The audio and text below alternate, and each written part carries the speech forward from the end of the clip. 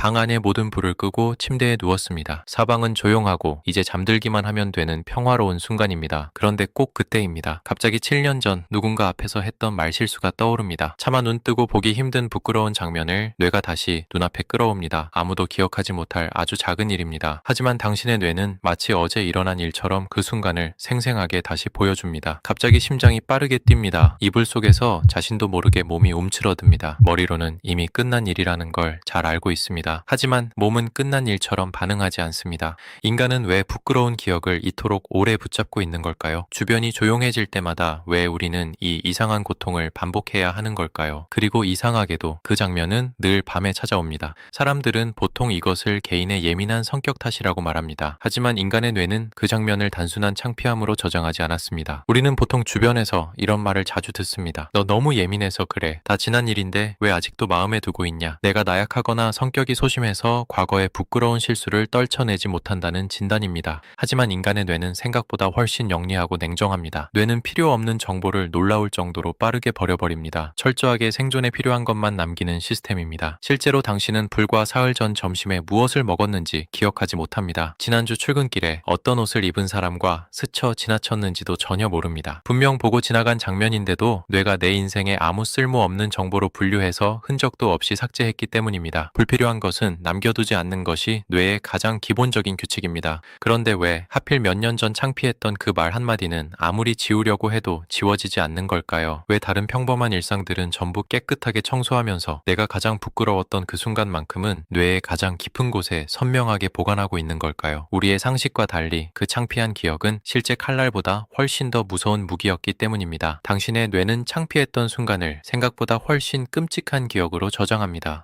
아주 오래전 무리에서 밀려난 인간은 그날 밤을 넘기지 못했습니다. 어둠 속에는 포식자가 있었고 혼자 남겨진 인간은 너무 약했기 때문입니다.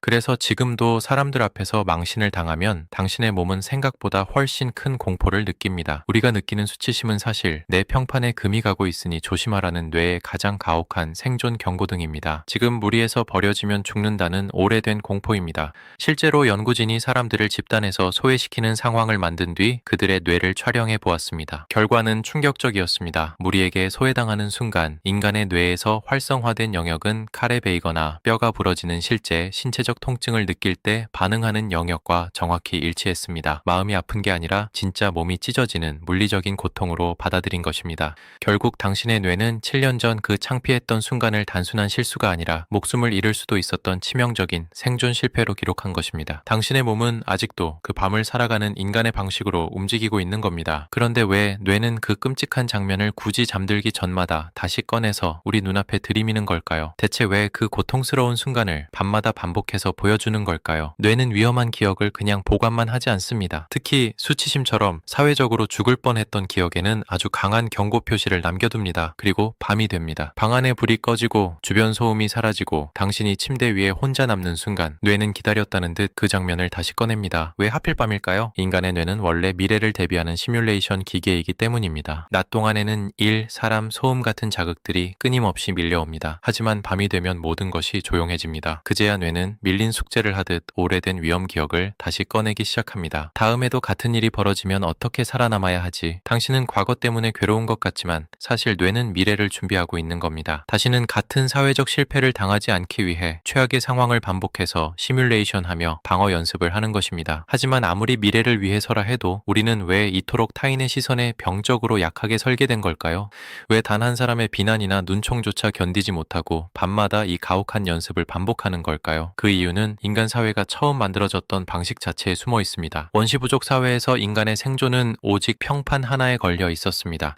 내가 무리에게 어떤 평가를 받느냐가 생사의 갈림길이었습니다. 평판을 잃고 집단에서 버려진다는 건 곧 야생에서의 비참한 죽음을 의미했기 때문입니다. 그래서 인간의 뇌는 타인의 시선과 눈빛을 귀신같이 알아채고 온 신경을 곤두쓰도록 진화했습니다. 남의 눈치를 보고 평판에 극도로 집착하는 인간들만 살아남아 지금 우리에게 그 유전자를 물려준 것입니다. 결국 당신이 작은 비난에도 가슴이 무너지고 남의 시선에 병적으로 약한 건 당신이 나약해서가 아닙니다. 인간이라는 생명체가 원래 그렇게 철저한 평판 사회 속에서 살아남도록 설계되었기 때문입니다. 문제는 우리의 뇌가 수만 년 전 부족 사회의 평판 시스템 그대로 멈춰 있는데 지금 우리가 사는 현대 사회는 완전히 괴물처럼 변해버렸다는 사실입니다. 과거 부족 사회에서 인간이 평생 관리해야 할 타인의 시선은 고작 몇십 명에 불과했습니다. 그 안에서만 내 평판을 지키면 뇌는 안전하다고 느꼈습니다. 하지만 지금은 어떤가요? 우리는 학교, 회사, 그리고 SNS라는 거대한 세상 속에서 매일 수백, 수천 명의 시선에 노출된 채 살아갑니다. 모르는 사람의 댓글 하나, 단톡방의 차가운 반응, 직장 상사의 사소한 눈빛까지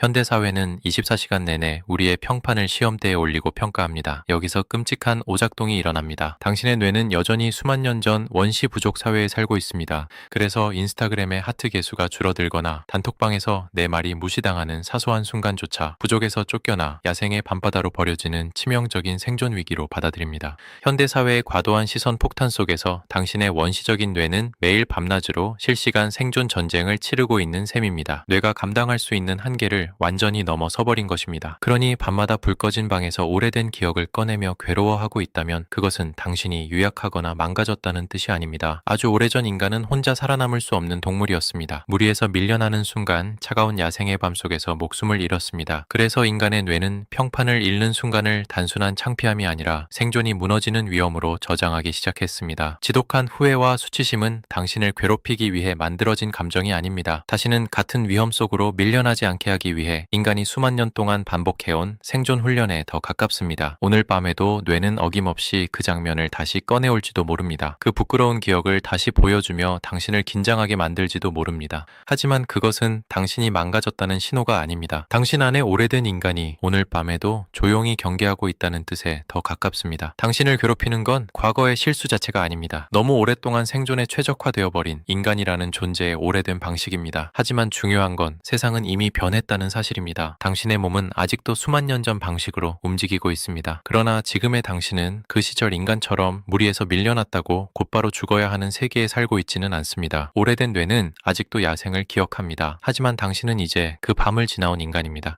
오늘 이야기가 도움이 되셨다면 구독과 좋아요 부탁드립니다.